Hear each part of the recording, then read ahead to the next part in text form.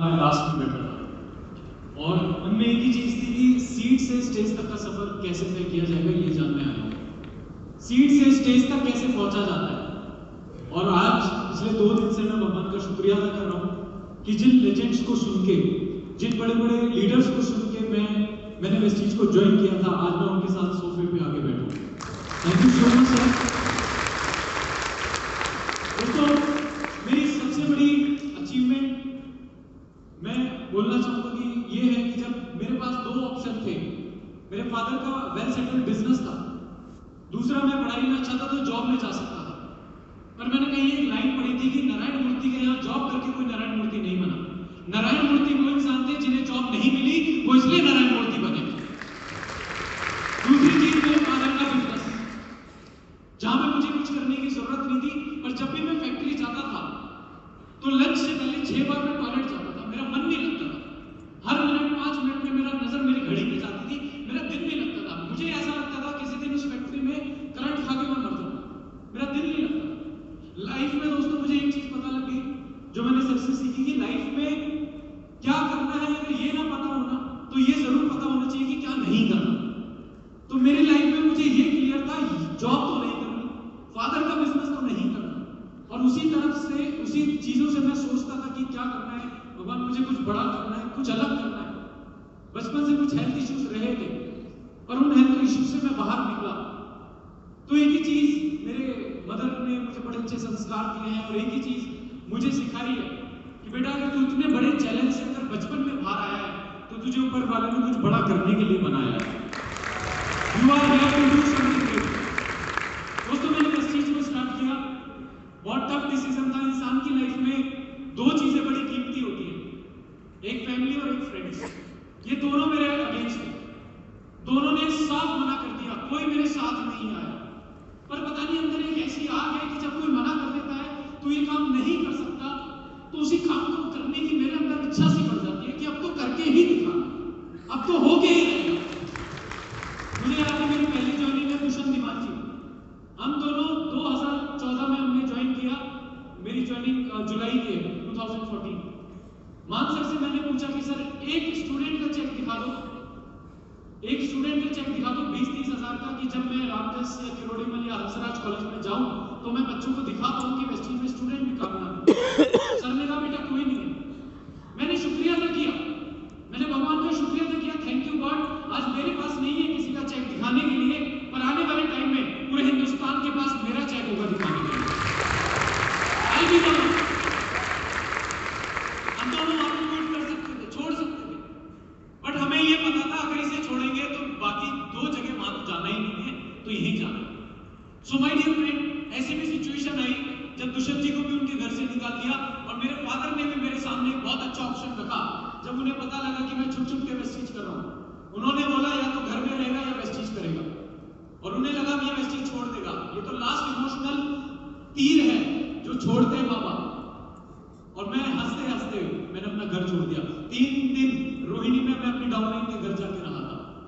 अगर मैं वेस्टीज छोड़ देता तो आज आप सारे लोग ताली नहीं बजा रहे होते, आज मैं यहाँ खड़ा नहीं हूँ, आज मैं यहाँ पे खड़ा नहीं हूँ। बहुत सारे चैलेंजेस थे, बहुत सारे, मतलब बहुत सारे। बाइक में पेट्रोल डलवाने के रुपए नहीं होते थे, खाने के रुपए नहीं होते थे, पर जैसा सर ने कहा कि वो जो स्पिरिचुअल एजुकेशन बचपन से भी मिली है और सर के इवेंट्स में आके ज्यादा से ज्यादा, और मैं अपने आप को, मेरे पास कभी किसी के आने का, किसी के जाने का कभी मेरे पे कोई फर्क नहीं पड़ता। सर के इतना माइंडसेट मेरा स्ट्रांग हो चुका है। मैं पहली बार सर से मिला था स्टेलर जिमखाना क्लब में, जब मेरा लेवल था मेरा लेवल था डायरेक्टर का, और मेरा उस समय चेक 4-6 हजार रुपए का था। तो सर जब उस समय क्रिकेट खेल रहे थे तो मैंने मान सर से एक बात बोली। मैंने कहा सर, एक 38 लाख रुपए कमाने वाले शख्स, 30 लाख 35 लाख का उस समय सर का चेक था, मैंने कहा 35 लाख रुपए कमाने वाले शख्स के मेरे साथ क्रिकेट खेल रहे हैं। मैं अगर जिंदगी में कुछ बनना चाहता हूं तो मैं सर की तरह बनना चाहता हूं। कहीं भी खड़ा हो जाऊं, जो मेरे साथ खड़ा होगा उसे कभी छोटा फील नहीं होने दूंगा, कभी उसे छोटा फील नहीं होने दूंगा। दोस्तों, पहले महीने का चेक था 201 रुपए, दूसरे महीने का चेक था 856 रुपए, तीसरे महीने का चेक था 1698 रुपए, चौथे महीने का चेक था 2129 रुपए, 5वें महीने डायरेक्टर बना 5535 रुपए का चेक आया।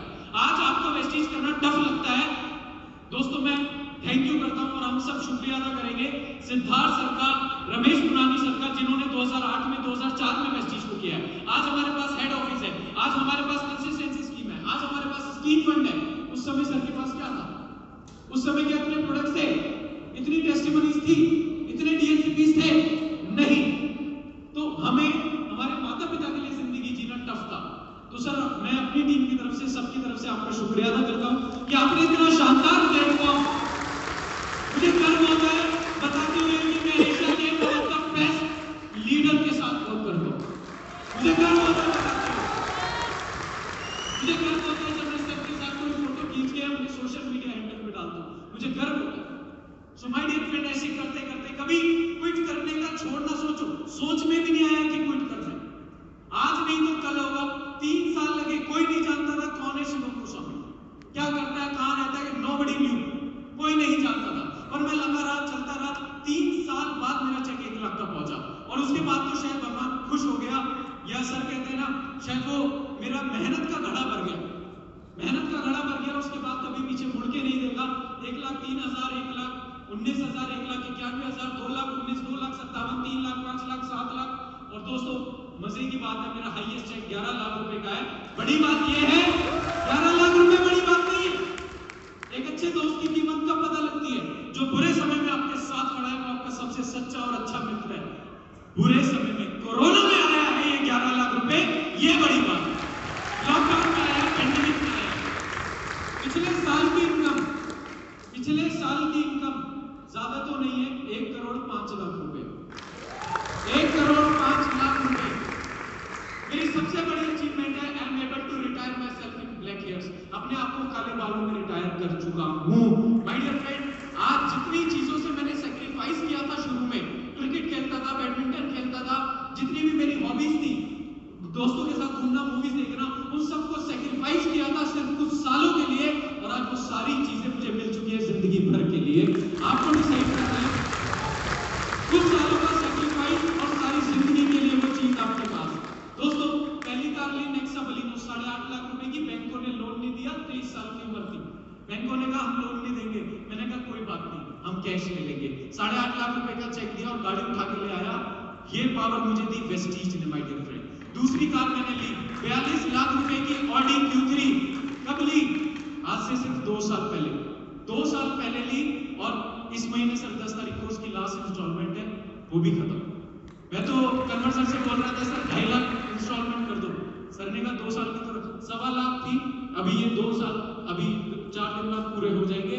42 लाख रुपए की गाड़ी अपने बाप के नहीं, अपने आप के पैसों की ले पाया, चलाता हूं, एंजॉय। मेरा सपना है, जैसे कल सर लिखवा रहे थे ना, लाइफस्टाइल व्हीकल, तो मैं उसमें लिख रहा था कि आने वाले टाइम में अगर वेस्टीज में अक्षर कितने हैं? 7।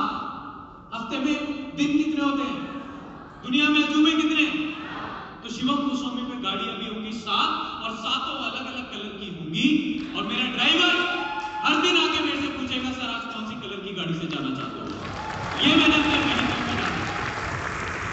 दोस्तों वेस्टीज की बदौलत 1 नहीं, 2 नहीं, 3 नहीं, जिस उम्र में बच्चे माँ बाप से पैसे मांगते हैं, उस उम्र में मैं ये देखता हूँ कि कौन सी कंट्री रह गई अब जहां घूम के आना है। मेरा सबसे बड़ा सपना सर के साथ, जब मैंने वेस्टीज को ज्वाइन किया था तो सर ने एक स्टोरी सुनाई थी अपनी ऑस्ट्रेलिया की, कि सर ऑस्ट्रेलिया गए थे टेस्ट मैच देखने।